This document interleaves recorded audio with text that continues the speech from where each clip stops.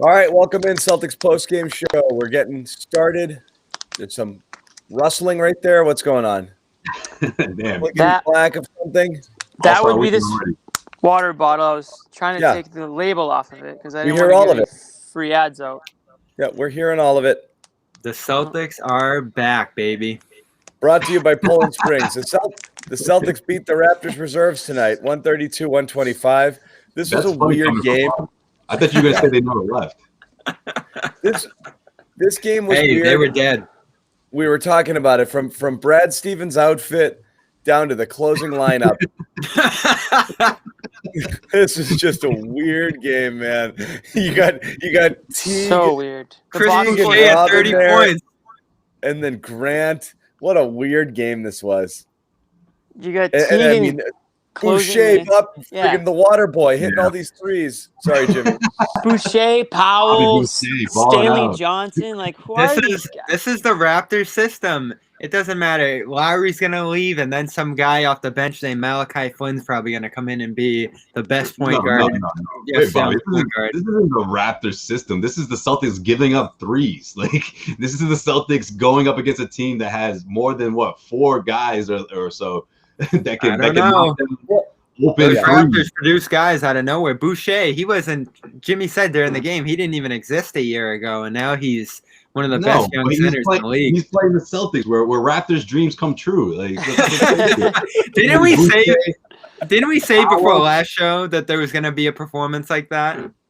Oh man, yeah. It not only because it's comeback. I mean, it's not only because it's payback for what the Celtics did to them at TD Garden, but it's payback for last year and for this ongoing rivalry or whatever you want to call it, because the Raptors, those 3-point shots always go in against the Celtics, and the Celtics just they do it against a lot of teams, but especially against the Raptors, because the Raptors have weapons. They have guys that can do that. I'll tell you this. You're going to see that Tatum went to the free throw line for 2 free throws at the end that weren't important for the game, but was important for something else. You're going to see that on SportsCenter tonight, him missing that first one. That ruined some people's night. Oh, that was the spread buster there? Yep. That was it. Really? Yeah. It reminded me, I was in college, and I think Syracuse was up 2, and it was a 2.5-point spread. And they got some garbage free throws at the end with 1 second left. So they need to just hit one of those free throws for the cover. And the first one misses, and you just hear the whole crowd silent. You just hear one guy go, "Oh!" And then the second one misses, and the guy even louder, "Oh!" That was crazy. Yeah, that kid had no chance to make the second one after that. Jeez. Yeah. But this was a weird one. I guess we'll start with what happened to Daniel Tice, Bobby. It's what I've been saying about that center position. It's going to change every single game. Now, I didn't see Grant coming out of the woodwork to absolutely dominate this game. But was this an injury or a doghouse situation? How do you play? How does your starting center play 7 minutes? I think they were just giving up so many threes they couldn't fit them into those double big lineups. They had to go with more. Played. That's almost that felt punitive to me. Yeah, maybe. I don't know. He could be banged up with hand injuries and all that stuff. Egregious, right? Yeah. No, I think it was just a matter thing, I think. Yeah, for sure. He was playing the doghouse, and I think at this point, 35 plus games into the season, Brad Stevens is just not going to have any tolerance for that, especially for a starting center. So I definitely think that was it. This is a doghouse game, and shout out to Brad Stevens for doing that. We give him a hard time for not being. I thought they traded him at halftime. Nasty, that's how a quiet man's mean and nasty right there. Yeah. How do you guys like Robert Williams? He was 1 minute behind Thompson, but still up there for most minutes among the centers. I know. Amazingly, the hip's just getting better and better. It gets better with the more playing time. Unbelievable. You got to stretch it out. The more he plays, the healthier he gets. Who saw that coming? Well, we got to get an update. Hey, Brad, we got an update on the Rob Williams hip, please. Yeah. No, he's played 23 minutes tonight. That's right where I want him. So no issues. I mean, Thompson played a little more than probably we thought, but that's because Tice was a no-show. Tice didn't play, and Grant took some of his minutes. So I mean, Bobby's right in the sense where that center position, there's not a clear-cut guy coming out every night. It's going to be matchup based. It's going to be who's playing well that night or who's giving you the energy. But I think we've been over this a million times. Rob kind of gives you like the highest of those highs. So it's hard not to roll with him, every single night and sort of take the bad with the good there, because the good is really freaking good. And everybody else's good is just kind of just good. We are going to miss him. We're going to miss the guy. We're going to miss him. We are, but you got him wrapped into the Shams, the Shams report, huh? You got him sent away already. John's already got the farewell graphic. He's got the Celtics career highlight reel. Thanks for the memories. I've been working on the highlight reel. We'll get the Jumbotron tribute. I know we're going to get to it later, but we really are in a position now from an asset standpoint where the team is. They've built up a couple guys this year. That's what we want to see in the first half of the season. One guy. And it was like pulling teeth to do Pritchard? to happen. And we've been begging for it all year. Pritchard's for the future. I mean, I don't want to call him No, I'm not saying he necessarily goes, but he's a guy who could. Look. Yeah, he could, but guys, let's we said at relax the here. beginning of the year, right? Listen, John came in word for word beginning of the year. They have zero players who are valuable. And what did I say? A What's the exact thing I said? As soon as they start to show that they're good enough to be considered assets, no one's going to want to give up on them, right? When you begin the year, you had nothing. Now, Rob and Pritchard flash some, and everyone's like, you can't trade Pritchard, you can't trade Rob, and here we go again. So let me get this exactly what happened. I didn't say you can't. The two guys at the top of this show who have been waving the biggest Robert Williams flag in all the country right now are excited to ship him out. I'm not. I'm telling you, it's a reality. I'll be sad to see him go. Yeah. It is crazy. But this is a good thing. This is a good thing. You want to be able to have this conversation, have this option. Okay? Exactly what we said you wanted to happen is in the beginning stages of happening. Nobody's crowning Robert Williams the next, major piece of a blockbuster trade, and certainly not the case for Peyton Pritchard.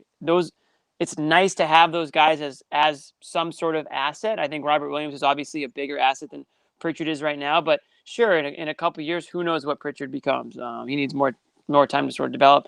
Robert Williams is at that point where he's intriguing, right? So teams are noticing him. He's getting some good airtime on the national broadcast. He's making some big plays.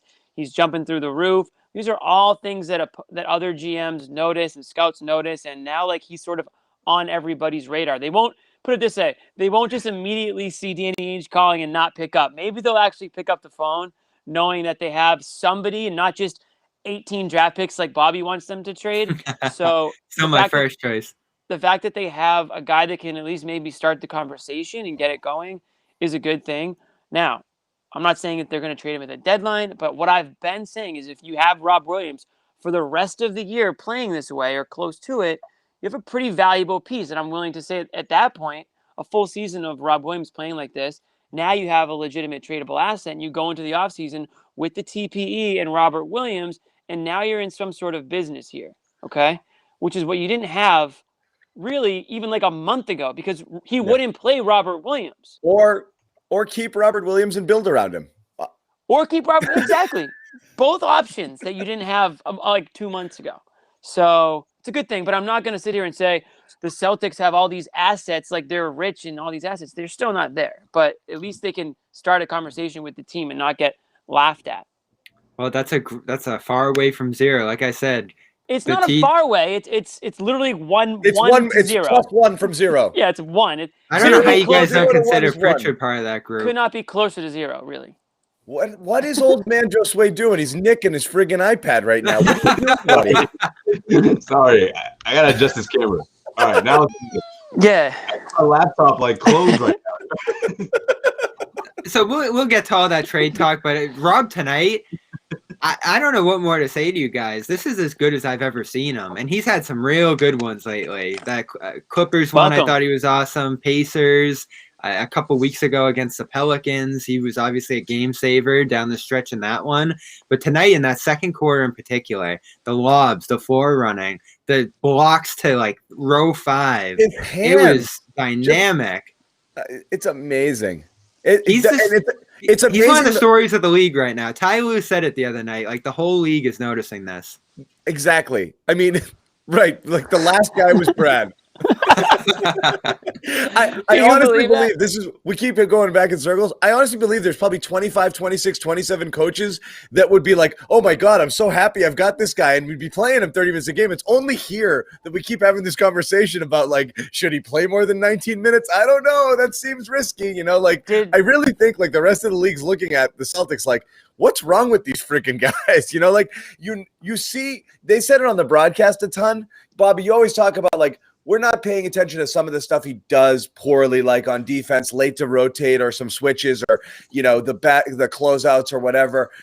But again, they were saying on the broadcast, I don't think we're giving enough credit to what he does to an opposing defense. I mean, how many times did they collapse every time he ran towards the – they were so panicked and worried of Rob dunking on their heads all game that the defense just kept collapsing every time he went towards the basket, leaving shooters open and people everywhere. And look at how much it helped Tatum. Everything. Tatum, Pritchard hugely helped those guys get shots and have space. Unbelievable. Like all game long, that was just such a constant threat that Toronto was concerned with. You see a lot of teams really sweating it. You're game planning for Robert Williams when he's out there. Yeah, it's pretty funny when you look at it that way, because they had to take Aaron Baines out immediately. Like, there's no way. How bad does he look? Whether we're talking about in transition or just pure athleticism, him being able to jump right over Aaron, it's just a terrible matchup. And again, you know, you talk about the Raptors, a team with a bunch of players that can shoot from, you know, deep from three and get it going. These guys, they can get going in fast break opportunities as well. And Robert knows that. So I thought he played well. I mean, look, we're getting closer and closer. You know, Jimmy's going to get that average up. You're gonna see it where you want it, Jimmy. Because, you know, if Stevens can keep this thing going, it's coming. I mean, be patient. He's gonna clock in 20 or at least really close to 20 minutes a night. So yeah. It is interesting now because this is where you're stuck, right? And again, we'll get into the trade. We'll get into the trade stuff eventually. I don't want to leap into it now because we'll spend the rest of the night on it. And Bobby and I had a little show earlier, and I know some of you guys were on there. But we're going to circle back to that for sure. But this becomes a legit dilemma because there's one of two things. Rob is going to always be a tantalizing talent and will probably be at this. But he might stay at this level and not much beyond it, and that's just who he could be, maybe forever. Or you're just scratching the surface of someone who could be a special player, and you're going to have to make a determination on it pretty quickly. And, you know, like, you know how reluctant Danny was to send some guys off. I don't believe they view Rob in this light, so I do think they'll include him in a package. I think Ainge wants another star in here after having had so many walk over the years. But this is one of those situations where you're like, wait a second, are you about to give up on somebody who's just about to reach that next level and could be a legit star? I mean, we talk about the whiffs in the draft. You know, like if you found somebody who's legitimately a cornerstone piece in a low 20s sort of spot, like that's where the Celtics have been missing and lacking in the last 10, 15 years is they haven't hit any of those others there to help supplement their higher end talent and get cheaper guys who can contribute. And right now you might have one and then you're going to let him not walk out the door, but as soon as he starts playing well, you pack him up and ship him out. And I think people are going to – I guarantee if we put it out there or put a poll, it'll be a pretty dead split on whether or not you want to include him in a package, right? Of course it would, because that's what Celtics fans do is that they hang on tight to their guys, which is fine. I mean, that's probably what a lot of fans do, right? You're partial to your guys, so that makes sense. But think about it like this, John. They're not giving up on Robert Williams. They're building him up, and – they are then trading him away because if they don't, then you're giving up on essentially Gordon Hayward, right? You're getting nothing for him essentially because you probably won't be able to get rid of that TPE. Maybe you can toss a pick in. It depends for what. Right, that's what I mean. Depends for what. So you might really be able to get somebody really good who's available in the offseason if they're not available at the deadline, if Robert Williams is included in it because of how well he's playing. Now, if you think he's going to tail off, then you try to trade him now while his stock has never been higher. But I don't think that's the case. I think that what Robert Williams does well, he'll continue to do well.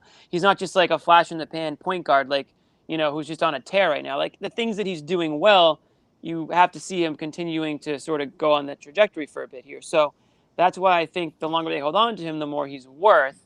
Now, they might also say, we want to keep this guy. We'll figure out another way to bring in talent, and we want to build around Rob. We want him to start at center next year and all this stuff. But then, this is year 3, unfortunately. It would have been great if we saw this Rob in the rookie season Rob, and then takes longer with bigs. You really got something here in the 3rd year. It did take longer. I know he had injuries, and obviously Brad saw a million things wrong with playing him. So here we finally are. So great to see, and just kind of go from there. I'm not saying trade Rob right now. You have to trade him. I'm just saying essentially that the fact that you have him available and he's growing in value can only mean good things going forward in terms of if they want to think about that. So I'll say this. I don't think there's a question about whether he's going to improve or continue to grow off this. I think that's evident. I mean, he's going to get better and better with positioning and all these different minor things that need to be cleaned up on his end. If those are worked on, he's going to be a dynamic force in this league because we see what he brings to the table already. It's exactly what you want from a center in today's game, particularly with the personnel that the Celtics have around him. You like to see more refined offensive game. Like I said, he doesn't really have any moves down low, even for a baby hook or something like that. Yeah. Or just, he doesn't have any of that stuff yet. We make fun of Thompson, but Thompson at least he's got that little thing where he'll use his body a little bit and get off a little hook. You'd like to see Rob develop. Even we're not talking Kevin McHale stuff, but at least be able to catch in either square or go or do something. And I actually like his stroke from 10, 12 feet there. He's just not – he might be able to hit threes one day. I was joking about that a little bit earlier. When he catches, his first instinct is to give it away. I don't think – I think if he was a little bit more aggressive within 12 – in that 12, 14 feet range, I think he could knock those down. He just hasn't yet. Yeah. Listen, I'm not opposed to seeing the Celtics trade. But you're right, Bobby. He could do threes. Yeah. Sorry. It all depends on. No, it's all good. It all depends on the deal, obviously. But I just don't think you sell this stock right now. It hasn't peaked yet. I mean, it hasn't. You have to. Again, we talked about this the last couple of episodes. I mean, regardless of how you feel about the Celtics' chances of going to the NBA Finals, but one deep playoff run is enough exposure to put this guy on a platform for everyone to see. I mean, they're already seeing it right now. I mean, look at the way they were talking about him on national media. Last game with the Clippers in town. I mean, I think all of that is relevant, and guys, or I should say national media is keeping a close eye on the Celtics because they're a 500 team, or at least they were, and they're trying to climb out of that, possibility of falling back into that hole. So, yeah, I think the national media is certainly watching the Celtics, and Robert Williams has a lot to do with that. But here's the thing. We keep talking about, and we're going to talk about later, but deadline deals and this and that, the other thing. You need to trade somebody to get somebody. You can't just think that you're going to get away with trading picks. So what's it going to be? Unless you trade 5 or 6. Which never happens, and we're not going to get into that right now. You're the only one using that little disclaimer. No. We're not going to get into that right now because we'll just go off the rails. We'll get there. We'll get there. Go ahead, Jimmy. I apologize. No, not you. It's not you. Josue apologizes for Bobby. It's Jimmy. Somebody else. That's the thing is I can't wait for Shams. They need Celtics to get better. Are trading 5 picks for so and so. They need to get better immediately. At the deadline, they have a good enough team where they can compete and blah blah blah. It's fine. Then you have to get rid of somebody on this team that's contributing because if you're the Magic, you're looking at the Celtics roster saying, okay, what you want Vucevic? What can you give us? And you're going to say no to every single guy that they ask for and say, oh, well, we'll give you Semi and Teague and you can have Neesmith. It's not how it works. Yeah, it's really hard because there are ideal ways you want to line up the roster around a guy like Vucevic, and I think Rob would be so crucial to that. I don't love the idea of Vucevic, Thompson, Tice, that whole logjam still being there. I would dream of Rob and Vucevic alone, but you're right. You do have to give something up to entice them, and right now, Rob is what everybody's going to be asking for. So you'll be hard-pressed. I'm not giving him up for Barnes. I'm not giving him up for some of these lesser guys that we've talked about. When it comes to Vucevic, though, it feels like that might just be the deal breaker because Orlando, they don't necessarily have to deal him, but Robert would be a guy who gets that moving a little bit. The key that we have to think about is health. If they can get off health concerns that they have internally right now and sell high on that, that's almost a no-brainer. They know better than anyone the health concerns here, and then ultimately the other team has to sign off on that. So that could be what we're Danny on that health front. So they're going to do their due diligence there too. I mean, so the only reason he's here is because of health. Hold on, real quick. I don't want John to take it down. Oh, if Gregory's comment here was like a little more accurate, this could be a realistic conversation. But Rob's stock hasn't peaked because it hasn't.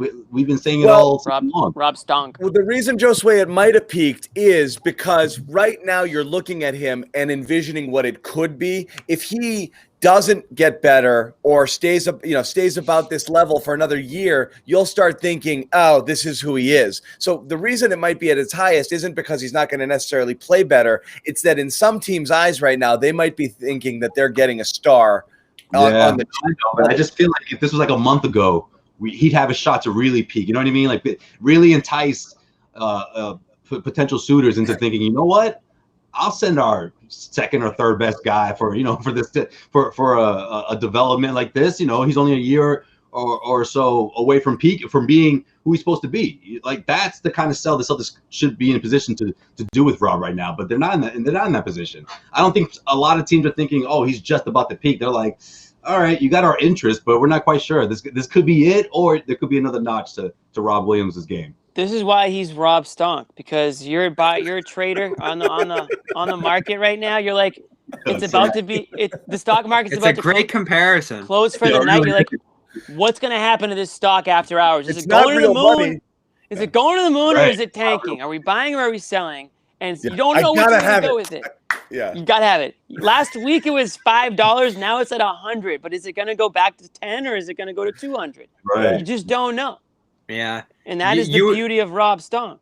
You would ultimately be trading the Stonk for something more reliable. Like Vucevic, for example, ultra reliability right now. You just know what you're getting night in and night out from him. Pays a dividend. It's like a nice, there's a good history there. Yeah, but there's no upside left, you know? And then Rob, it's like, could this guy become the best center in the league?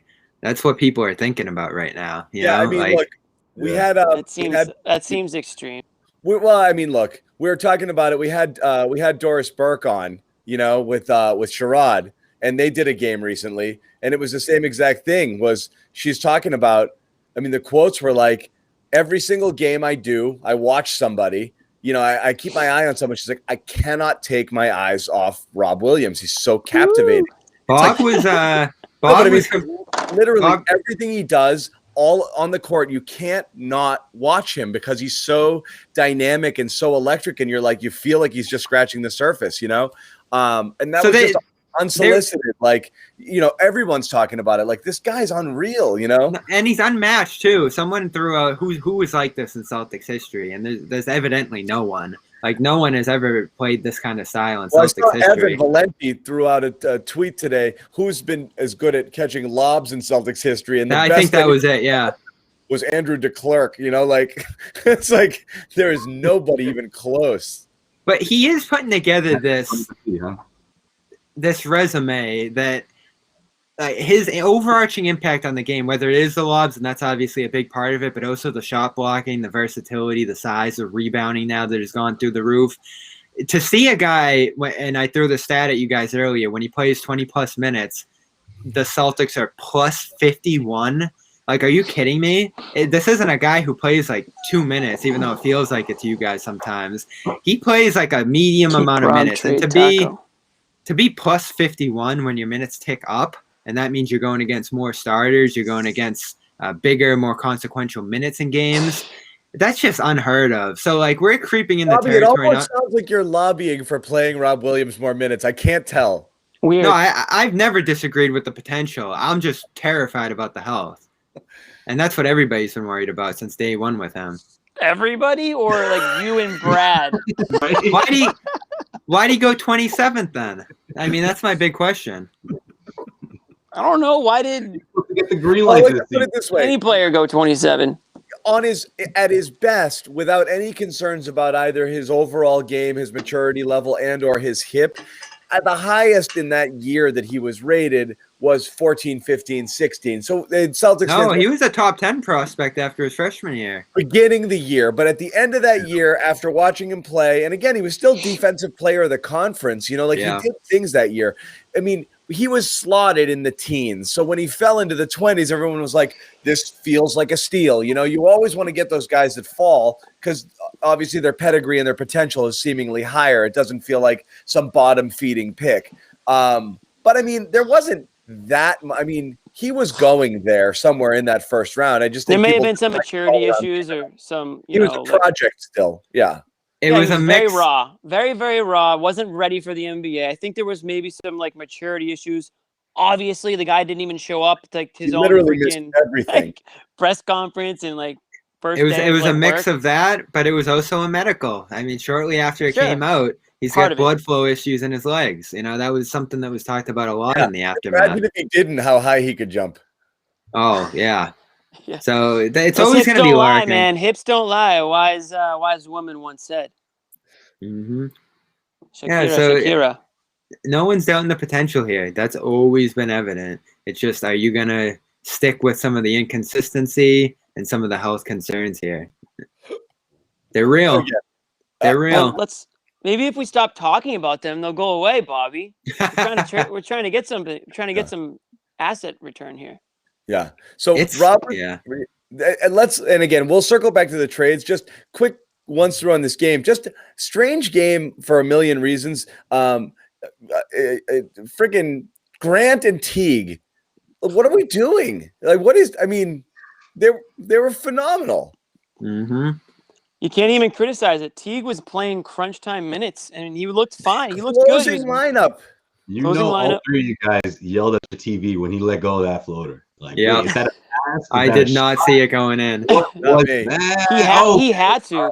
I put my crooked Larry Bird finger in the air. Like, that's good. Okay. Yeah, the Teague shooting shirt on. There's a Teague banner. Yeah, of course, there's a Grant banner. Whatever you want, Bobby. Let's say this: we're not close, but 3 more weeks of this, we could talk Teague apology cam. There's a little more work to be done, but we could get there. I'll recycle my video from the beginning, from like game 1, where I was like, this is exactly who we thought Teague was. This is exactly what we thought the Celtics were getting when they signed him.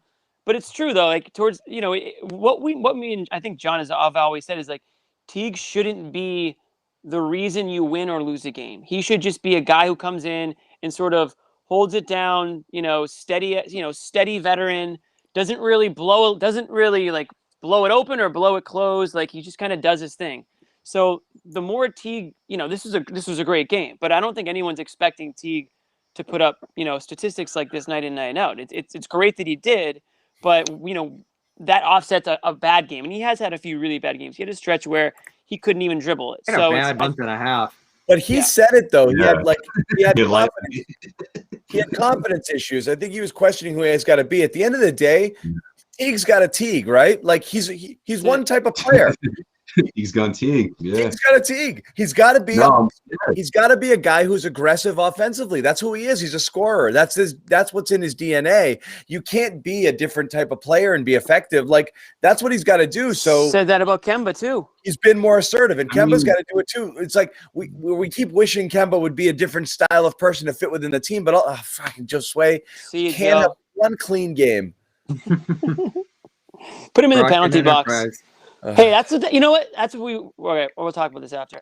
We're gonna put a 2-minute like penalty banner up. When you get booted off, back on with you get some sort of penalty, like instead of apology cam, it's like bad Wi-Fi cam or something stupid. Yeah, we need a bad Wi-Fi. Or Brockton cam, Brockton Wi-Fi cam.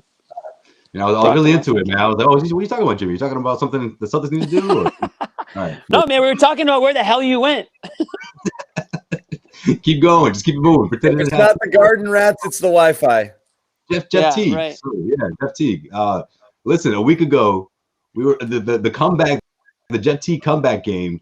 Rations and, of course, Jeff Teague, they made a lot of good points. I mean, 9 months without playing basketball, ramping himself back up. He's over 30 years old. I mean, listen, maybe it was just the sluggish start, Maybe this isn't the norm, but maybe for every dud, you'll get a couple of good performances sandwiched in between, right? For every 5-7 point outing, you'll get a 16-point performance after that. Maybe. I do want to. I'm not going to be able to pull the clip, but those comments the other day from him were interesting. That you said, Josue, the layoff he blamed it on, but then he also had this burst of confidence. I think he called himself one of the fastest guys in the league.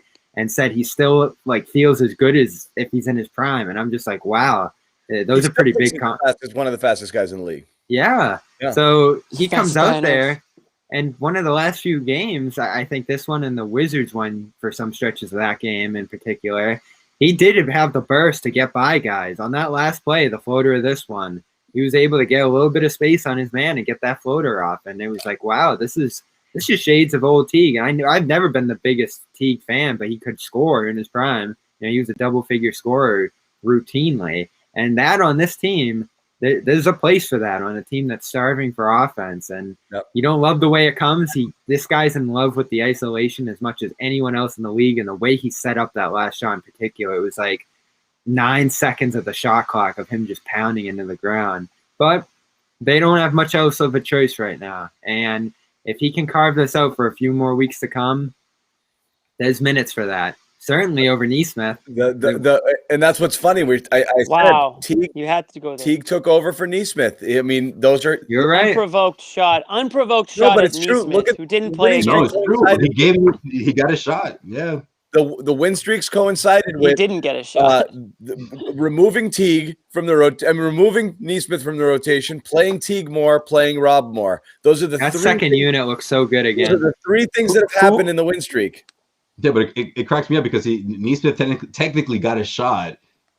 Technically, what did he put together? Like, I don't know, 18 points or so in like 2 or 3 games, and then that was his shot. That's it. 2 games where he had a couple points, but one of them was all garbage. He sucked. He got his shot, but he never took. A shot. shot. You gotta shoot your shot, man. Shoot your shot, guys. Tough when you're not a dribbler. He just got his feet into the pool. He didn't even get to swim yet. It is tough when you're not a dribbler, Bobby. In this offense, it's all ISO. And he's nervous. He's really nervous to put the ball on the ground. You could see every time he catches it, he wants to get rid of it right away. And if he dribbles, he's looking around to see if anybody's close to him. He's really not a confident ball handler. See, Josue, that's a perfect analogy, Josue. Josue's in the little end, going feet first, touching his toes in. You got to be diving off the diving board head first in the NBA if you want to make a splash. You can't be just touching your little toes in the kiddie pool. So I put the Rob poll out there. Would you trade Rob, or is Rob tradable? 56% no, 43% yes through 76. That's scientific. It's done. It's settled. Celtics Nation has spoken. We won't talk about it anymore. Somebody go get Danny. Get Danny on the horn. What did Danny vote for? Not going anywhere. Don't do it. It's like 17 votes. 17 votes. It's settled. Yeah. Or as Hans will say here, or you drown in the deep end, Jimmy. I think that's.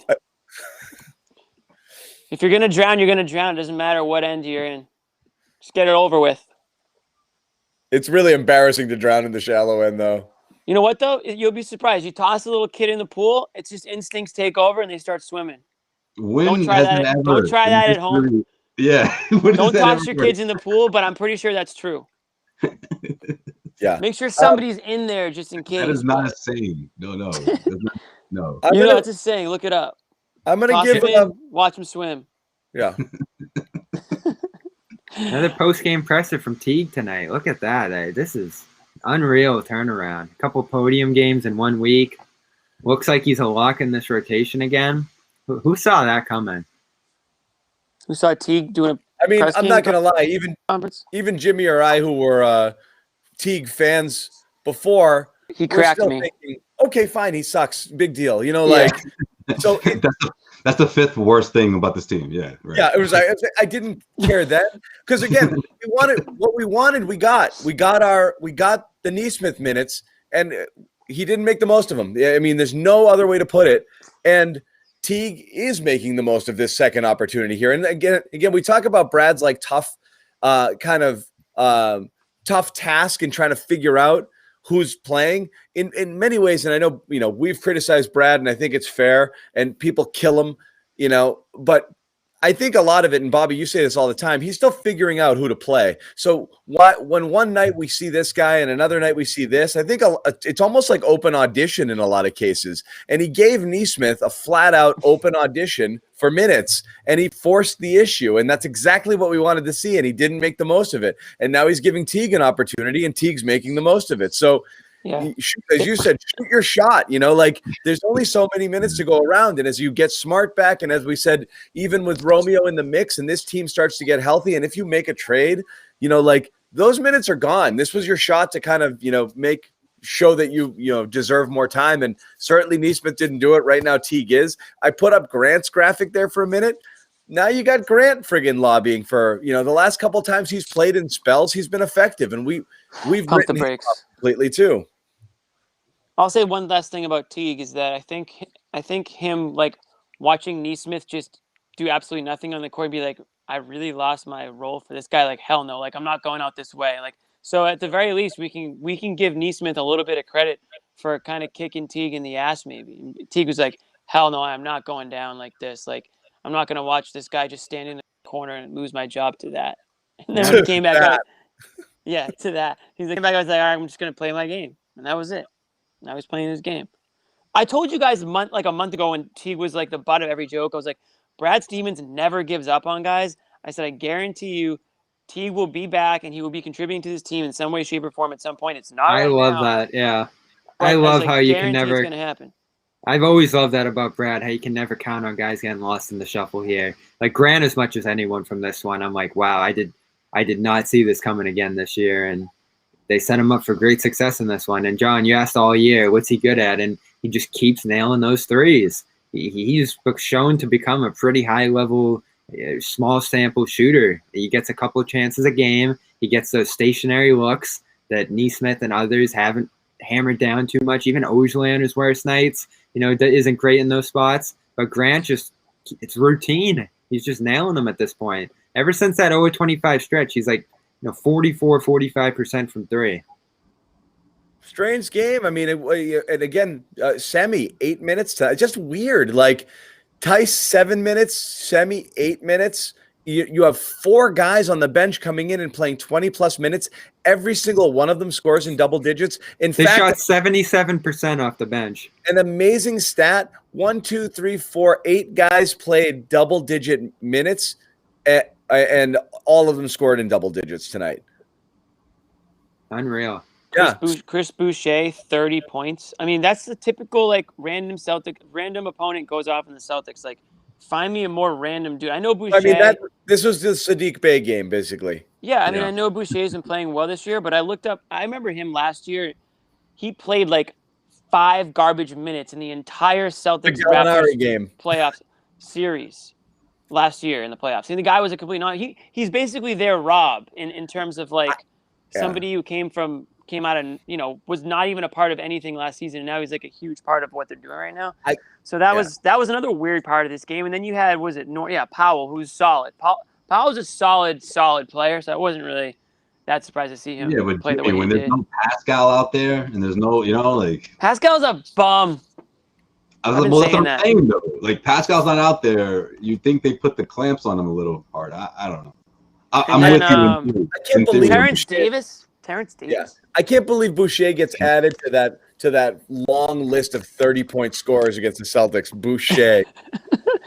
At the end of the year, I want to have like a list of like random dudes who have gone off against the Celtics this year. It'll be the Chris Boucher list of random ballers. Like I said, Boucher, Bey, and Gallinari's not a random guy, but he'd been playing like ass all year. Yeah, it's like he's not like. He was so bad. He did. There's more names. There's definitely more. We'll just have to scroll back and look at them. But yeah, that's the game he's gonna tell like his grandkids about when he thought his career was done, and then he went off against the Celtics. Yeah, Jalen Brunson. He just locked up another $40 million contract because of that. Seriously. I couldn't believe what Jalen Brunson did in that Dallas game. Someone threw this at me. I couldn't believe what Jalen Brunson did in that Dallas game. Someone threw this at me. Norman Powell was the 46th pick, and I think it was the Yabusele draft, or maybe it was the one just before that. One pick after the Celtics took Yabusele. Yabusele. I mean, I always threw it around like that. Throw a little respect. You don't have to throw much respect on his name, but just a touch of respect. I was like, that's a first. Norman Powell, one pick after Marcus Thornton, who was one of the summer league heroes for this team. And he went off to Australia or something and just never played again. The hell out of me. Yeah, that was a tough miss, even though it was the late second round. One thing I wanted to pick up from this game, and it's kind of a trend over the last 4 games, he picked it up late a little bit. With Jalen again, it's still not looking quite like himself. The final stat line doesn't look terrible. He shot a ton of free throws, but the 11 field goal attempts, his field goal attempts in general have been down late. And again, we keep talking about the Kemba up, Jalen down sort of situation. It is strange again where having all 3 guys kind of playing the way that they want to play at the same time just doesn't seem like something they're able to do. I understand if it's interchangeable game to game, but it really feels like Jalen has been deeply searching for looks, touches, forcing the issue. I don't know if his knee is an issue or he's tired. On the broadcast, Scal was saying, I think they're just gassed, But what do you guys think of Jalen? Yeah, I think he's tired. I don't think it's a matter of him trying to force the issue. I mean, look, the way the offense flowed, the way the offense flowed tonight, you could tell everyone was in sync and in tune. And I think Jalen was obviously he was cold. He wasn't himself in terms of being smooth and in his attack. But I don't think it's a matter of him reaching or trying to force the issue because we've seen that Jalen, and that looks a lot worse than. I mean, look, this is what do you have? 21 points. I mean. That was a quiet 20-point score night, right? I mean, it's not terrible. It's just not the same. That's true. I mean, you look what he was doing beforehand. Sort of like Jason's like, okay, it's my turn this time. But I mean, I saw. I just feel like it's usually a lot worse than this, right? His second half splits, second half of the first part of the season splits would not have landed him on the All-Star team. They wouldn't have. Definitely I don't think so. So that's the thing is he was playing at such an ungodly level. The truth is he's been playing well, but last season well, not like what you were seeing at the beginning of this year. So you don't know if that was an unsustainably hot start or if he's physically ailing right now or if he just came back down to earth or a combination of it. But it is kind of a bummer seeing just that way he was playing. Again, ball's not in his hands a ton. He's not getting as many shots as sometimes you want him to get, but I also don't know if maybe that's partially because he's just a little off health-wise right now. And at this point, I'm more worried about his knee than Kemba's knee, to tell the truth. Whoa, no, amputate. It's a 3-point contest, John. That cannot be true, John. I did that just for you guys. Well, if that's the case, then Danny Ainge should be on the horn right now doing everything in his power to trade Jalen Brown. Because he has a degenerative knee condition at age 24. Personally, I would hope that Jalen Brown would just tear his ACL and get it over with. Yeah, exactly. I'll tell you one of the weirdest things about this game and Jalen Brown was that I actually saw him crack a smile at the free throw line late in the fourth quarter. I don't think I've seen that guy smile once in the last 2 months. So maybe that, maybe that's Jimmy's a sign always on smile patrol of things to come. I'm a big smile guy. People like to count charges taken or whatever. I like to count smiles on the court per 36. Everybody's gonna be ear to ear all game long. Jimmy's gonna be on top of them. Well, he's last in the league in smiles per 36. So I mean, listen, attitude goes a long way out there. Kemba Walker smiling through whatever pain he's may or may not be going through, depending on if you're on John's side of things where you think his leg is close to be falling off. He's smiling through it all and, doing everything he can to keep the team in good spirits through tough times. So there's something to be said about that. So I'm taking a look at the game log with him right now because I do think this is all physical. Him and Tatum just look dead to me at this point. And we've all talked about the wear and tear of their roles. Best all-around games in a long time. Yeah, he gritted this one out big time. But for Brown, super efficient, did everything in this game, everything. After those 2 rest days that he's had, and one was a back-to-back rest game, so he had a couple nights off.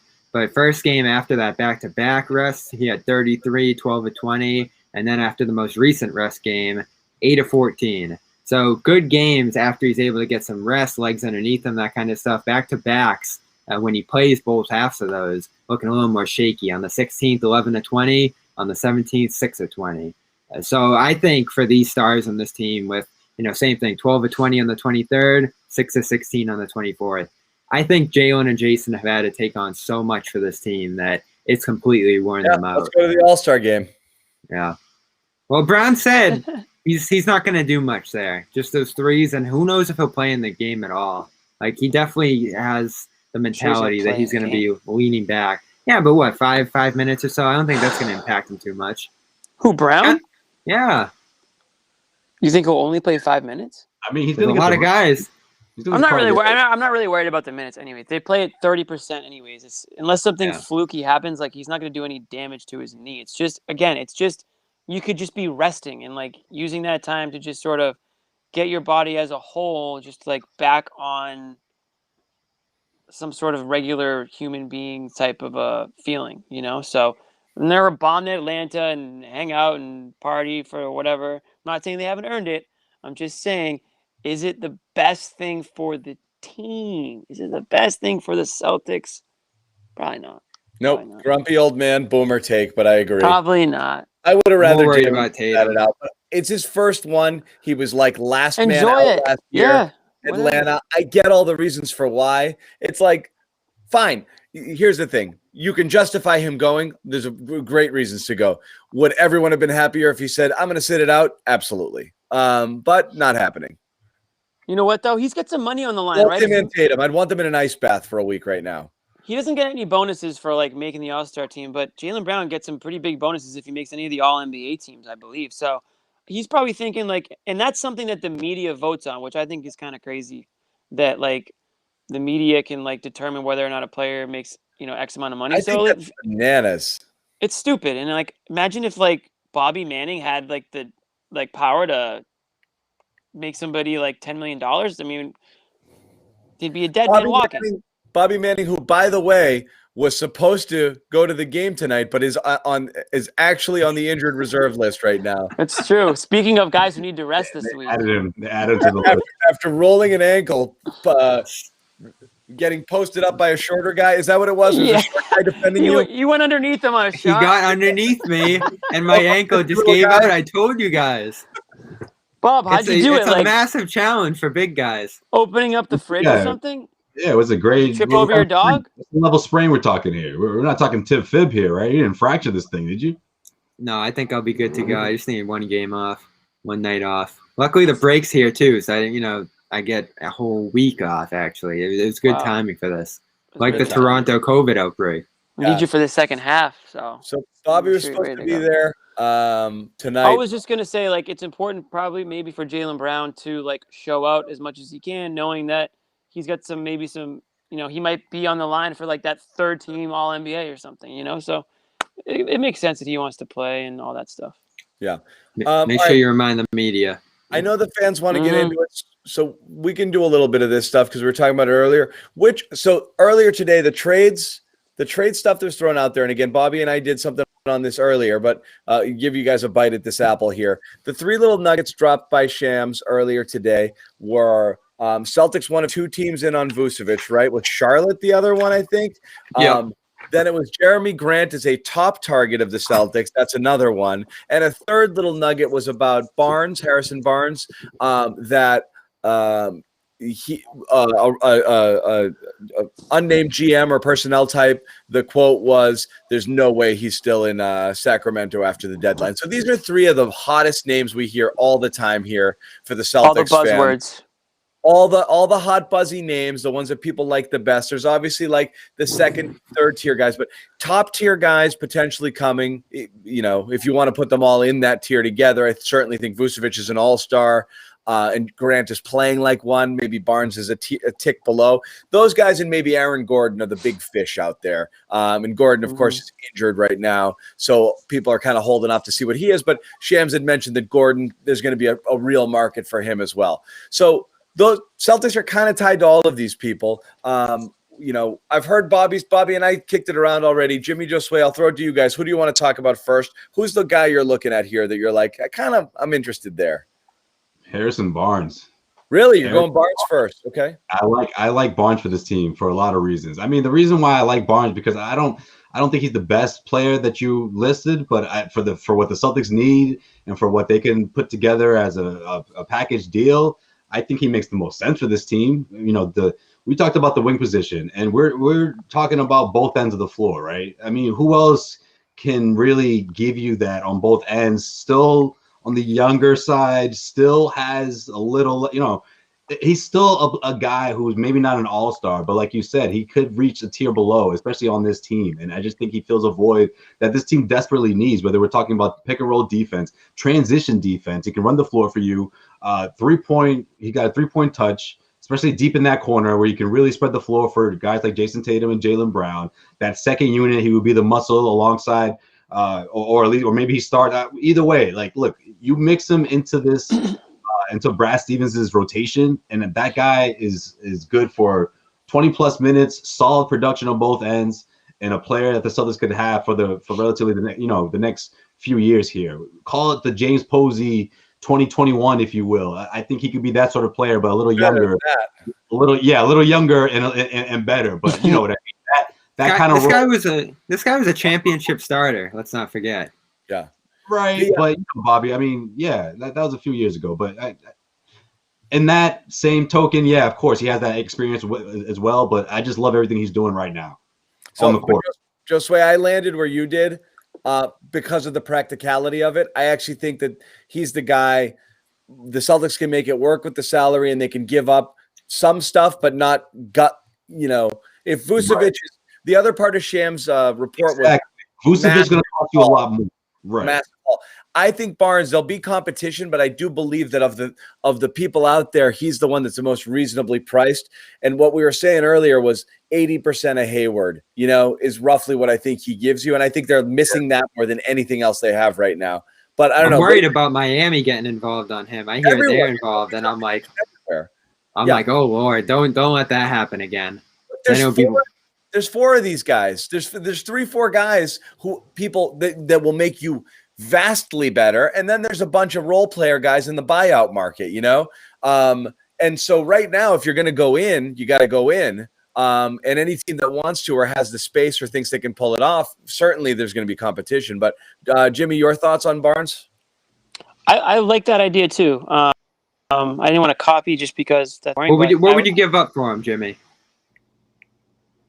I think you got to give up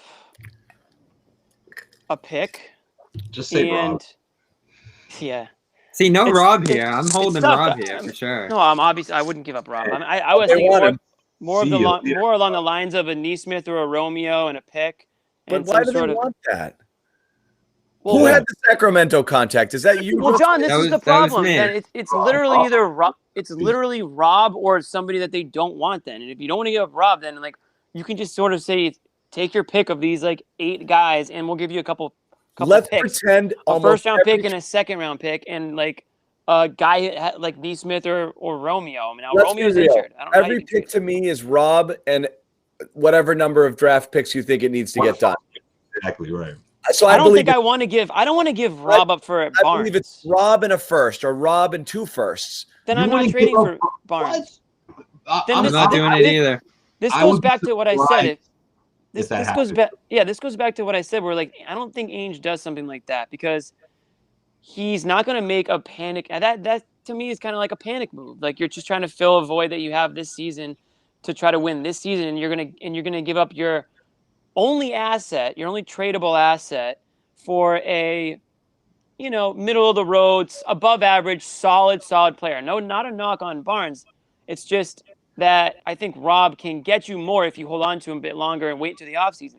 So if I had to give up, I'm not saying do Rob, it. I'm saying I believe the asking price of any team, because basically I think any trade scenario is going to be, okay, let's see. We want a player and picks, and the player everyone is going to want is Rob. And then if the next one down, look at it again to use different analogies here, but with the Red Sox, when it was you're going for frigging, Chris Sale, it's Benintendi or Moncada. They were both A1A prospects. Okay, I want to hold this one so you can have that one. The drop off after Rob, I think, is pretty significant. So it's not like you got that next guy. If you say, I'll just give you this guy, I don't know that there is just this guy. Right, so if the team is looking for a player and picks, I don't know who the player is going to be if it's not Rob. Exactly. And listen, for a 20-point score, and Rob Williams is the best player you're parting ways with. I mean, I don't understand how the Celtics would lose in that. in that scenario. I don't know if Sacramento would do it. I don't know if it's enough, but if it is enough, I think you pull the trigger for sure. On what? Yeah. A trade asking for like Robin a first round pick or Robin whatever. Again, like, okay, it's got to be a player that's going to have a significant impact, not only this season but in the next like couple, because otherwise you definitely sold like low on a guy who's like trending upwards. This is that's the price. I believe that'll be the price. Rob Williams, man. Like, what if you go? I mean, then what if you go? What about a guy like? I know I've said it before, Thad Young or like a Larry Nance, like somebody. No, you can't do that. That though. What do you mean? No, I wouldn't cheap out on the opportunity to upgrade this year. I think you're in a great spot with that TPE to take advantage of the market and the cap situations. Yeah. Again, I understand. You gotta get aggressive this year. But it's gonna sting a little bit. You gotta give up something real. It's impossible for the Celtics to match contracts. So you use a TPE, you use a piece like Rob. Like in a perfect world. That's what Danny Ainge wants to happen. But he just doesn't know if he can get a team to pull the trigger. By the way, it's a guy that's Nance is my cheap option, but we're not going to talk about him right now. But I wanted to put that up there. Well, I just said Larry Nance. I just brought him up. Yeah, that's why he's like whoever that commenter is like bashing for it. Listen, I'm not saying Larry Nance like get on Larry Nance's back and he's going to carry you to the NBA finals. He's a guy who adds depth. Like that's at the end of the day, like that might be what you want. And maybe and honestly, like how many people have really watched Larry Nance where they're like going to shit all over him right now? Like he's a solid guy. He gives you, a little bit on offense, a little bit on defense. He's like weirdly not a great free throw shooter, but like he's a solid player that can certainly contribute and fit rotation. We're not talking about why is Semi playing way too much or why is Javonte Green playing way too much. Like we never have to talk about that again. You get like a guy like and you don't have to give up Rob or at least you make sure you don't. So it's like you get what you pay for both though. Ways. Yeah, but that's why I like these. I like the guys you have to give up less for who are going to give you approximate value to the guys you're going to have to sell out for. So like, if you talk about it in trade assets or coins, if Jerami Grant's going to cost you 12 coins and Vucevic 15, but you can get Nance for 5, I'd take Nance for 5. It's like that's probably how the Celtics are going to approach it too. You're talking Bitcoin? Because that's a lot. You may give up a lot less there to make it happen. It could be a pick and one player who isn't one of the ones you're super worried about giving up. And that might be good, Yeah, but you talk about a glue guy, and sorry, I just want to get this in real quick before I forget, Bobby. You talk about a glue guy, and I'm so happy you brought up Gordon Hayward because he's very reminiscent of that. Maybe not his game, but what he would be to this team in Harrison Barnes. Right? I love it. You talk about that sort of value and someone who doesn't need a whole lot of touches, doesn't need to put the ball on the floor to be effective.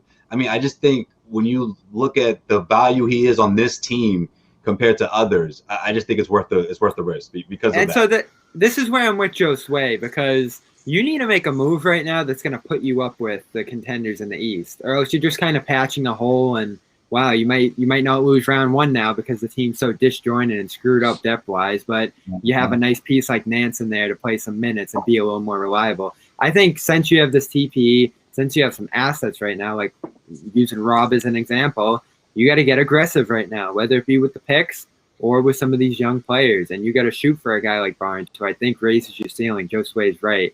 I would go higher for that Vucevic option because I think that's Jimmy talks about selling Rob at the right price. And I wouldn't be thrilled to give up Rob for Vucevic, but I'd feel better about giving up Rob for Vucevic than Barnes because he's just a bigger impact, higher level player, more overwhelming force on the floor than Barnes.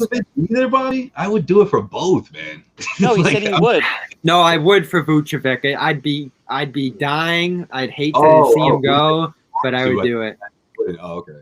That makes more sense. Like if you're gonna trade Rob, it's got to be for a guy that's like an all-star or a player that's like already been there, done that. So I don't think Rob is worth that. So that's the thing. That money doesn't translate. That Rob stock doesn't translate into that. The Vucevic one's gonna be hefty. I think you're talking Neesmith, Langford, Rob, and then picks. Like it's gonna be a haul. There's a reason they put massive on that. But if you can come out of that with Vucevic starting, the asking price starts at 7 first-rounders. Again, in any situation here, and I know you guys don't want to hear it. but I am going all in on any of these picks whatsoever. Even if you have to go deep into the future with them, just get rid of them. You don't need. That's the least thing they need right now. On the chat, we've now nicknamed Bobby David. I thought the whole thing was Justice Winslow ongoing joke. Like I didn't know you were actually like you thought that something. All right, but that's a completely different situation. At that point, the Celtics didn't have their core players. Then they drafted them, and then Ainge held on to all those picks because he wanted. This is where Ainge screwed up, and this is why I really want to see him get aggressive with those picks now because he held on to more picks, thinking he was going to get another Brown, another Tatum, he was just going to keep stacking young players. And even if they did another massive trade, even if they did do that, that's not how basketball works. All because of Anthony Davis, maybe. But I also think like he thought once the Brooklyn thing, got to hold on to the entire war chest for Anthony Davis, and then Kyrie's like, look what he did with Garnett. Like I don't blame him. Like that was literally his thought process going into the Anthony Davis plan, like I don't know though, because even after the Davis thing, Quick said it. Kyrie left, and the whole plan got effed. That was the plan. The plan was stockpile, move all of them for your superstar. I don't know though. Mike Ditka trades everybody for Ricky Williams, puts a cigar in his mouth, goes home. That's what they wanted to do. The whole shebang. Take everything we have, the entire war chest. And give me Anthony Davis and good night. That was it. And it didn't Here's happen. the thing, though. Everyone wants us to do it. Let's just do it. Let's go. In 2019, they used 4 picks. And then the next year, the most recent year we're looking at, they used 3. So, again, we're looking at, even after that Davis situation, they still use them. They're still dreaming. You know why they used them, right? They had to. Because nobody wanted them. Right. They were trying to package a couple to move up a spot. Nobody wanted any of them. Yeah, that whole what they could have done in 19 was package quite a few. What year was that? Which one? The one they couldn't move up. They tried to take 4 picks to move up 3 spots. That was 14. That was the Rozier year. 15 then. Yeah. 15. 2015. Yeah. They got Rozier, didn't they? Yeah. The year Justice Winslow. No, you're talking about when they tried to trade for Winslow for that pick? Winslow, they tried to get up to 10 and couldn't get there. They tried to. Yeah. 15. Winslow's year. Yeah. That would have been Rozier, right? Yeah. 2015. Rozier and Hunter. They took Rozier in, what was it, 14? And then Hunter 16, 20. I thought. But yeah. Yeah, 16. Hunter was 20. 23, 24, somewhere there. 23, yeah. Doesn't matter. Anyways. Hey, I liked RJ Hunter. Anyways, listen, I've already said on numerous shows, I'm not on the make a massive trade side of things this year. I don't think that makes sense. I don't think they're good enough to win with I don't know. I'm not on that side. I think it's a panic move they did at the deadline. I want to hold on to the TPE. I want to hold on to Rob until the offseason. I think Rob will be worth more than if you want to trade him. I'm not saying you should, but you'll get a better idea of what you need, what you ultimately came up short on in the playoffs, if you do, and you kind of go from there. I mean, I think right now if they make it, it's a panic move to replace Hayward mid-season, which I just don't think is a good long-term move. Panicking.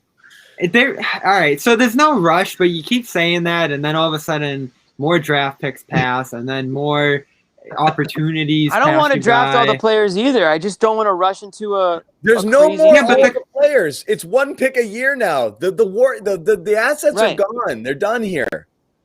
They have 1 pick per year now. And Bobby, by the way, if you look at the roster, they might need a couple of those picks in the next 5 years because if you take a look, half this team's not going to be on the not going to be. It's the same thing every year, Jimmy. We get working at UPS in 3 years, Bobby.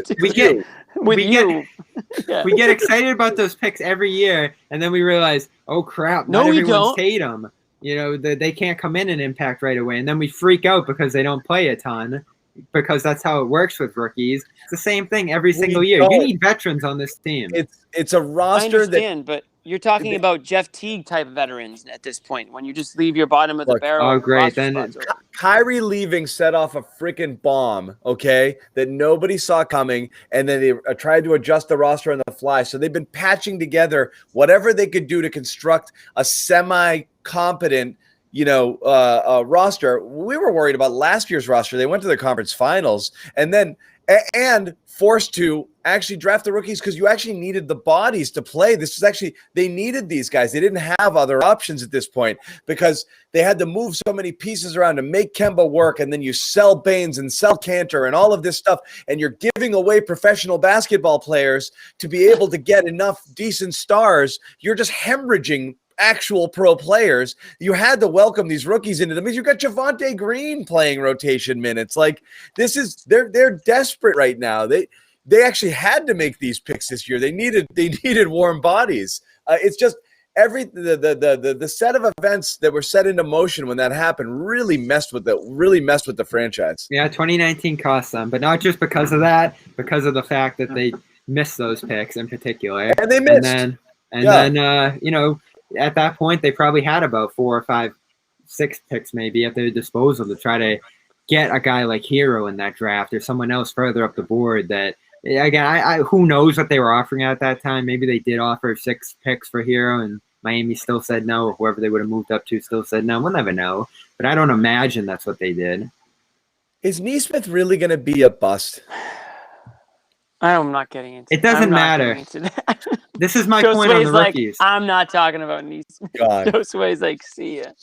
No, I'm not. Listen, I don't think Nesmith is a bust yet. I think it's a very, very difficult year for rookies. There are obviously going to be some rookies who are just naturally gifted and are ready to go. And some rookies that need that full off season, need that immersion into the organization or the playbook or whatever it is. It's tough for rookies to join a good team and fit in right away too. So I'm not going to say Nesmith's a bust. It's just not going to be a good year for him. So he's going to need to have a really, really good summer and a really, really good preseason and show that he's ready for the NBA. I just don't think he's ready. He's not. Yeah, he looks so bad. Jeff Teague, on the other hand, has been in the league for 12 years and can just sort of slide in and do his thing and be Jeff Teague. Aaron Nesmith doesn't really even know who Aaron Nesmith is yet, so it's hard for him to be like, hey, go out there and just play your game. Like, he doesn't even know what his game is. Other rookies aren't this bad. He's worse than other rookies. That's pretty evident, but that doesn't mean he's necessarily a bust in his own right. It doesn't matter. Oh, shit. John. It could take him a while, but it won't matter for this team, and they kind of needed immediate help. And that's the risk of going for immediate help in the draft. Even when you look at Pritchard, that was sort of a pick for need. And they're super fortunate it went the way it did. But if that didn't work, no one would have been surprised. It's just the nature of the beast. Don't Joe Forte him. That's mean. Nice. That's really mean. That was Red Auerbach's last thing he did. He's not on the bench rocking throwbacks and baggy jeans. Come on. Joe Forte used to, man. It was like he wanted the attention. Like everyone's gonna see me dressed up on the bench tonight. Like, I'm not playing, but you guys know the Joe Forte Red Auerbach story, right? Yeah. It was basically the last thing he was ever allowed to do. That's the only reason they drafted him, because he was obsessed. I want this guy banging his whatever, and it was they were his like, dying okay. wish. And they're like, okay. So the last thing he said was Joe Forte. Yeah. I can't hear John. I'll be right guess back. he earned it. So last one we'll talk about, we'll bring it up. And Bobby, I think I don't know which one your favorite is, Bobby, because I know you like them both. But obviously we have the Grant one. I'll go as far as to say if Grant could become a Celtic, the finals pushes back on. I mean, that's how good he would fit here. That's how great he is. I just don't believe he's available. Yeah. And that's where I land too. I can't see why Detroit would shop him. I've never heard it. While teams might aggressively pursue him, I have no idea what Detroit gains unless it's a Godfather offer. Yeah, I think people look at it the same way a lot of fans are and a lot of media people are. They're saying, oh, Detroit stinks. Why would he stay there? Why would they keep him? Just dump him. He's a little older side. But there's a plan there. They came into this year not intending to win. They're going to benefit from being as bad as they are this year. Then all of a sudden they have a young star to pair with him. I don't think there's feasibly anything the Celtics or most other teams could offer that would, get them off that. They were chastised for signing him. Like, why would you give this guy $20 million? He's a role guy, blah, blah, blah, and it's worked perfectly. So why are you going to reverse on that, not only from an agent perspective and a player perspective around the league, and dump him for whatever. It just doesn't make any sense whatsoever to me. I think he has a plan and Detroit has a plan that people are just ignoring right now. Yeah, I agree. I think it's all mostly speculative. Well, obviously, there's a report that the Suns are going to do their best to try to, put a deal together. But there's no way they could come even close to putting anything together that Detroit's going to say, all right, yeah, we're going to, give up this guy, because they're going to look for multiple pieces. And I don't think there's much of anything that the Celtics have or at least that they're willing to part with that'll get this one done. Yeah, it's too bad. Maybe in another time with a different asset base, they would have been able to get something like this done, but it's not even close right now. And I said this earlier, he would be better here than Gordon Hayward was. Like, that's how much I would love that fit. And he's continuing to rise, but it's going to be in Detroit. It's not going to be here. Who said, like, where is this coming from that Jerami, I know it came from Shams, but like, who's telling him that Jerami Grant is a top trade target for the Celtics? I think that's it. Boston wants him. Detroit doesn't want to give him up. Right, I believe that means they're interested in Grant, not that there's any actual, chance that Detroit trade. We have no idea. That's the thing. This is what sucks here. I can want anything. I want that house 3 houses down because it's much bigger than mine, but they're not selling it right now. So like, nor will they give it for what I'm willing to pay. So like, what's the point of saying like John's top house is that one? Like, it doesn't matter. Like, right? You should say if there are reports that Detroit is entertaining offers, different story. But yeah, I've never heard a thing about that. Well, what you do is you put a little note in the mailbox to say, hey, love your house, willing to pay a little bit more than what it's listed at on the Redfin. Like, so yeah, what would you offer for Grant? What's his hell worth?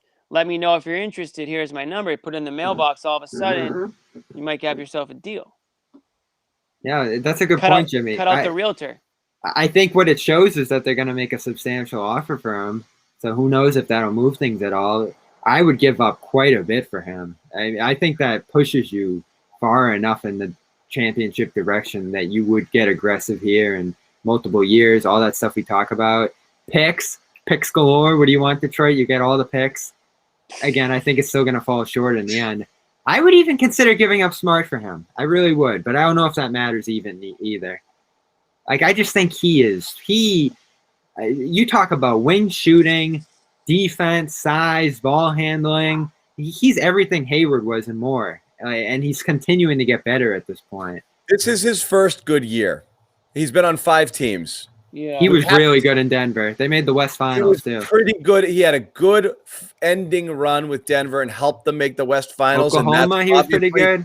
That's obviously what landed him the contract, but he'd never averaged more than 12 points a game prior to this year. So you are definitely looking at a little bit of good player, bad team scenario where he's got 23 points in Detroit, but on a real team, he's averaging 16 points a game. So that's probably closer to who he is. So we got to be careful before you say, oh, he's a top wing or blah, blah, blah. He's really a 3rd, 4th option on a good team, and he should be treated as such when you're talking about what you're willing to give up for him. I like him, but you got to be realistic. Well, that's the other thing. He's the 4th option on the Celtics. Right. It's what would he be on the Celtics, right? Because you bring a player team.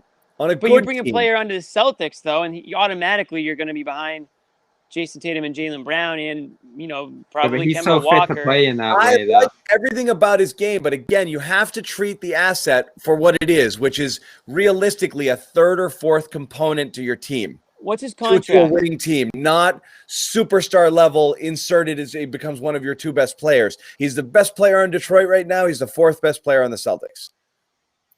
He's 3 years, somewhere in the 20s, low 20s. So pretty good money. I mean, considering what you were going to give Gordon Hayward. 2 years after this, I think 20 flat or right around there. Yeah, his money's not bad, and that's another reason why it makes no sense Detroit would trade him. Right for what the Celtics can offer. I'm not sure give up a haul. Like we talked about the Vucevic package. And he's in year 1. He's got 2 years left. Yeah, that's a trade that would require Rob to go. Oh yeah, and I would. Sure. I just 7 firsts. 7 firsts. Yeah. I just think flip 3 more. I just think he would really move the needle. In many of the ways Joe Sway said on Barnes, I think Grant would be an even better fit in that kind of role. Tobias Harris is beasting this year because he has a coach who knows how to coach him. He is, but a pretty good comp there. He's a third or fourth type of player on a good team. And Philly looks like they can win it all. Yeah, I was gonna say Tobias Harris might be the difference in them winning. I'm not saying he's bad. All I'm saying is when you're looking at a compensation package, you have to factor in that you're trading for a guy who is realistically more like this than he is. But that's what the Celtics need right now. The top of their roster set. They need an elite role guy. These big packages you're talking about with multiple first-round draft picks for star players. This is not a star player. Listen, I'm taking Regardless how much you need him. This is not a star player. He's good. On trade deadline day, I'm taking the whole box of future firsts and just dumping them in the Boston Harbor. I'm done with them. I don't want to even think about a draft for a couple of years. Show us where on the doll the first-round picks touched you, Bobby. Like, well, you're so you're so 2019 anti picks. Like, dude, you know that like the rosters change over every year, and like you need young bodies to like fill those. Eventually, you have to have some. You can't have Semi forever. Hey, tell that to Brooklyn. Brooklyn feels pretty good about winning it all this year, and I don't think they're going to be upset in a few years when they're in trouble. But players got to get aggressive. Listen, if we're talking James Harden, that's a little different. And the other thing is, I think players will be a lot more likely to want to go play in Brooklyn if Durant and Kyrie and Harden are there. But you're right, that was a risk too. They definitely made a risk. But guess what? They also had two studs that allowed them not to have to give 7 first-round picks. They gave away Jared Allen and Karis LeVert, 2 players that if you're lucky if Rob has the value of a Karis LeVert someday. You're lucky if that ever happens. That's true, but the 7 picks were a big deal for Houston in particular. I mean, that's what they wanted at the end of the day. The other stuff went elsewhere. So you never know. You never know what's going to entice a team. You never know what's going to entice a player. And we didn't get to talk about All-Star tonight, but Tatum, Brown, they get to go down there, do some work on some guys, see what they can do in terms of enticing help to come to Boston. We know Brown wants some help. Yeah. They need to work on themselves. Is what they need. Yeah, they don't need to talk. I disagree with that. They need to mingle, make friends. They need to have an uncomfortable conversation because I don't think they've had it yet. That's what they need to do. Are you there, Josue? Really? Happen. I'm there. You guys don't see it? Wow. I don't see it, especially like the last few nights. He thinks it's on Brown and Tatum. I think those two need to have an uncomfortable conversation. That's what I think they need to do. That needs to happen. You think they're having a tough time jiving right now? I think they need to be crystal clear with each other. I don't know if they're having a tough time jiving, but I don't think the message is clear, or at least the way they envision things, maybe they're not completely on the same page. Like, do you guys really think that these two have had like a serious sit down? Like, honestly, like, do you get that impression? Because I don't see that. This year. I don't see that. I don't see it in the body language. I don't see a whole lot of rah moments. Shit, I don't know, man. I expected not a speech, but I expected some sort of dialogue, some sort of like, hey, my boy Jaylen Brown been working his ass off for years. And my guy's on the All-Star team, damn it. Freaking, where's his flowers, You remember Jaylen's interview a year ago? Josue, you remember that interview Jaylen did about a year ago when he was talking about Tatum? He was like, yeah, when I first met him, I didn't really like him. Just kidding. Yeah, right. And I'm like, just kidding. But not really. He's totally not like me at all. And we don't have totally different personalities. We're completely different. Yeah, what was it? Fire and Ice or whatever it was. Yeah. But it was basically like, I think he's kind of a nerd. And like, he's not like me at all. And like, we definitely don't spend any time together. But it's not a matter of, I don't think they don't like, it's not like they don't fuck with each other. I just think it's a matter of they don't really, you think these two hang out on the reg? Like, you think they fuck each other every day? Like, yo, I just thought of something the other day that you think they have that kind of relationship? It's not even close. They'd never be friends if they weren't thrust into a situation. They don't have that kind of relationship. Right. Exactly. I mean, dude, Jaylen Brown had went up to Bradley Beal. It's like he couldn't stop hugging him. Right, you think Jaylen wants someone else to come in and take more shots from him? Like, the guy is starved for more attention. You think he wants to go in there and lobby for a third star? He's like, no, man, just pass me the ball a little. Bro, the thing is, like, in the bubble, it was like Jaylen Brown and Donovan Mitchell were like inseparable. Like, they were in each other's videos and like joking around. Right. Those two were like those two looked like besties. Like, you're right, and like Jaylen Brown and Jason Tatum definitely don't seem to have that relationship. And like, I'm not going to pretend to know what kind of relationship they have, but it certainly doesn't. You don't get the vibes like you just said, Josue. You don't get the vibes that they're like super like on the same like level, I guess. I did see a little more love between those two in previous points, though, particularly 2018 when they were getting all those wins. You remember that game winner by Brown in Utah when Tatum was all over him. There's been moments. 2018, bro. Man, yeah, I think way back. Yeah, go way back there. They were more close than they were closer than these guys did when they were. I think it's the situation though. This year has been insanely frustrating for both of them. So Jimmy's mad there's not smiles like from end to end at TD Garden every night. I mean, they 19 and 17 like this. They've kind of stunk for most of this year. So no one's gonna be happy. No one's buddying up. And this is a tough year to do that. I don't think there's a lot of team building opportunities and big meetings and stuff like that with the COVID stuff going on. So it's tough in that sense. If I'm a perennial all-star, I'm talking so much smack to these two. Like, you guys are chumps. You 500 double all-stars. Y'all ain't nothing. Like, I would say so much trash to these guys. Like, are you kidding me? So dude, they don't. Nobody talks trash in the NBA. I don't want to hear about the Celtics all-star duo want to be buddies with everybody. No, they need to freaking hang out with each other and figure out what they need help, Josue. They need help. Yeah, they need to figure out how to get that help or how to get the most out of their teammates. I don't want them outside mingling separately. No, I want them together and figuring things out. And John wants them on the couch somewhere in outskirts of Boston. Feet up. He wants them to recruit. He wants them to have like a table set up with the Celtics. Like, hey, come on down, come talk to us. Here's a sign up sheet. Leave your number. We'll text. Yeah, there's nothing they want to do like hang out on the couch in the Boston suburbs in March. We didn't even get to Jeff Goodman saying he'd be looking to trade Jalen. That's gonna out of All-Star break. It's gonna be another 28 points a game again. Well, again, you got Tatum and Beal. They're gonna be buddy, and like you shoot it, no, you shoot it, no, you shoot it. Man, starting on the All-Star game together, and Jalen's gonna be like, That's gonna be fun, huh? Oh, you passed to him, huh? That's Jalen and Jason. Yeah. Jalen and Jason are on different teams, so there could even be a stretch in this game where they're going at each other. That's going to be a little fun. The last time, though, Jeff Goodman said something about Jaylen Brown, Jalen became the one of the top 3 players in the NBA. So, so I welcome this from Jeff. What is up with Goodman and Brown? I don't know. I don't know. I think because Goodman's an agent of Tatum. So I was just going to say, I was like, Goodman's a big Tatum guy, so we know where he lies. Jalen probably turned him down for something like a few years back. He's like, F Jalen. So he wanted or something. Tatum and Beal on the same team starting. Tatum got that late start because Durant's out, and he was the last kid picked. So both Tatum and Beal didn't get picked. They were the last 2 left, and they got both put on Durant's team. So. I don't know. Superstars don't like either of those guys, I guess. They didn't want them. Yeah. No, they're not in the club, They're not in the club yet. They're on the outside. Oh, man. Boomer hate.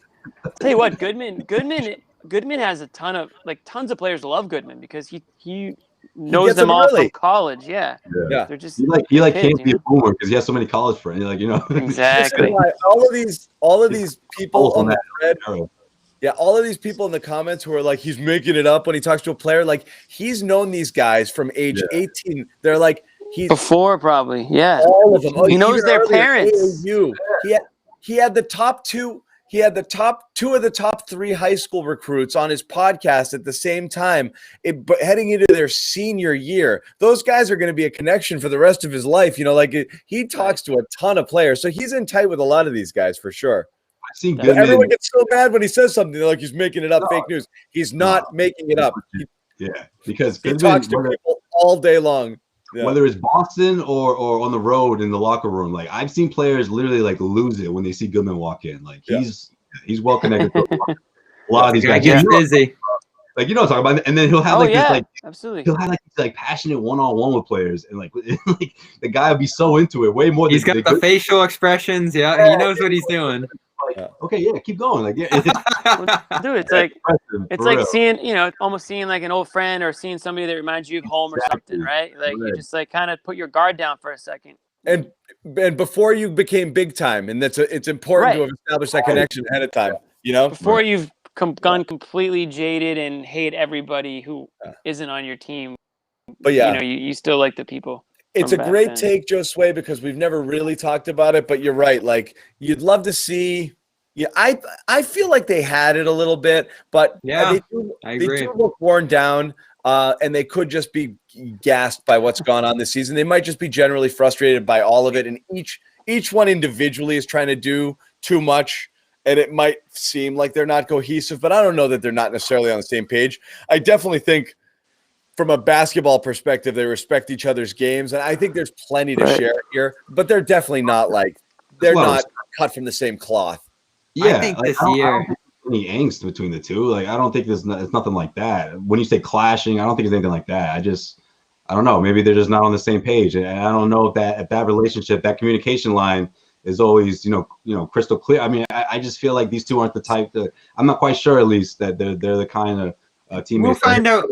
Hitting each other up on the reg, as they should be. These two, they should be, though, right? Like, can we agree with that at least? Like, they should be hitting each other. But, like, maybe you don't have to hang out with the guy, but they should be talking basketball all the time, every single day, on ways how to make. What are we going to do? How are we going to get better? Right. Well, they've practically been playing. They've practically been playing every day this half, so that could come over this break, Josue. Like, that's certainly a possibility now. We'll find out about this come playoff time, because I'm just looking across the league every day, and these disasters are everywhere. I think there's a lot of mental fatigue, physical breakdowns. We're seeing the Lakers be an absolute disaster for 3 weeks now. I think they've been about as bad as any team in the league, and I don't think they're feeling too bad about it right now. There's just stretches for teams left and right that have decimated certain fan bases and groups of players right now that I think everybody's had their little panic moment this year. So, you point at Brad, John. I think Brad's looking a little stressed. This has been a stressful. He is. This has been a stressful year for everybody in the league, and I mean, people don't like to hear it because it sounds like excuse making and they get paid millions, blah blah blah. This has been a stressful year for everybody. Doesn't matter if you got a million or. Someone just wrote, Jordan. You think Jordan and Pippen text each other all the time? Oh, Tatum and Brown or Jordan and Pippen? Oh man, we got bigger issues then. If Jordan and Pippen are compared, you can compare Tatum and Brown to Jordan and Pippen. Then this team got bigger issues. Yeah, I don't think texting existed back then, but just a hunch. They'll have plenty of time to talk when they're the first two eliminated in the 3-point contest. Yeah, exactly. Yeah, they'll talk on the sideline. They'll just sit on the bench like, shit, we missed all of them, huh?